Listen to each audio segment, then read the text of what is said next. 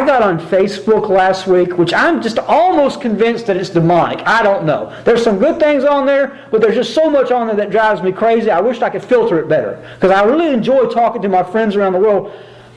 But I mean, every day I got up and it's like, oh, Israel is being bombed by the Palestinians. The end is near.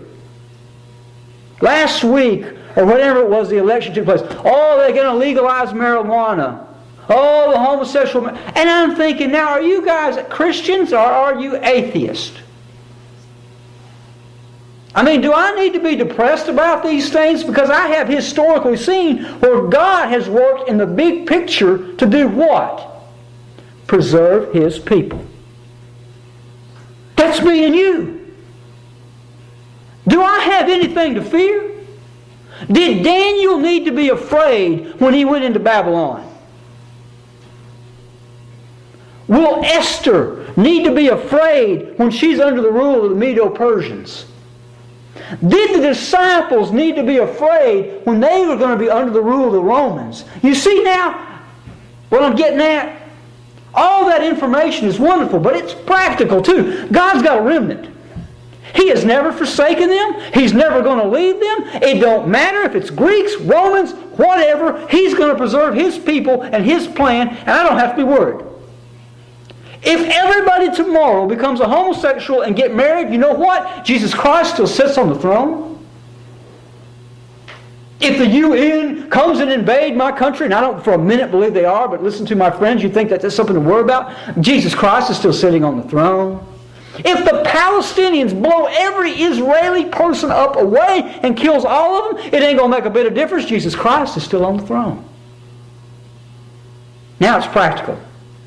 Because you see, God's working out here in the nations to bring about what He's going to bring about in our own personal life. Just like little Ruth, just like little Esther, just like little Daniel.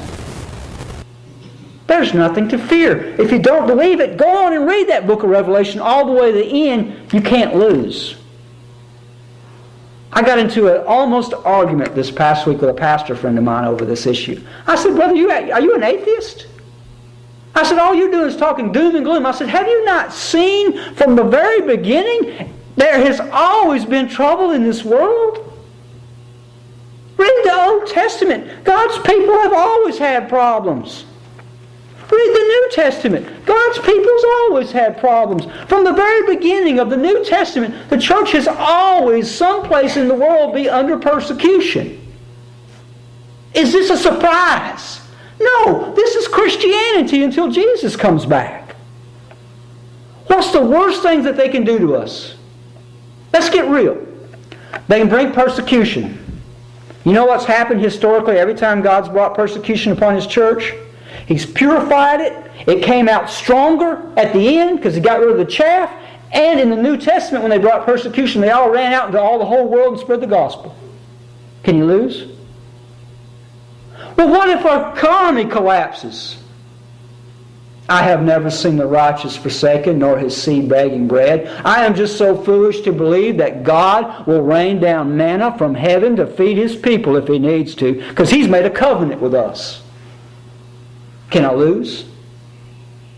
Well, what if they throw us in jail? Well, praise the Lord. That's where all the lost people are at. We can start a fantastic ministry with a captive audience that cannot run away from my preaching. Can I lose? What if they kill us? Oh no, I'll go to heaven. Can I lose? I'm sorry. There's nothing to fear. God made a covenant from the beginning of time. He's worked it out in history, and He's not done. And if you're one of His, He's got you. No man can snatch you from His hand. You cannot lose.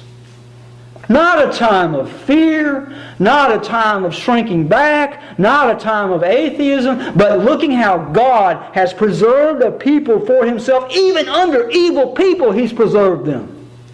Because He made a covenant to redeem a people from Himself. I'm going to fail, I'm going to mess up, but you know what? He's not. Never has, never will. He's got little Daniels out there. He's got little Ruths out there. He's got little Esthers out there. And guess what? He's also got little me's and little you's out there that He's going to use to further reveal Himself till the very end of history, until He redeems a people for Himself.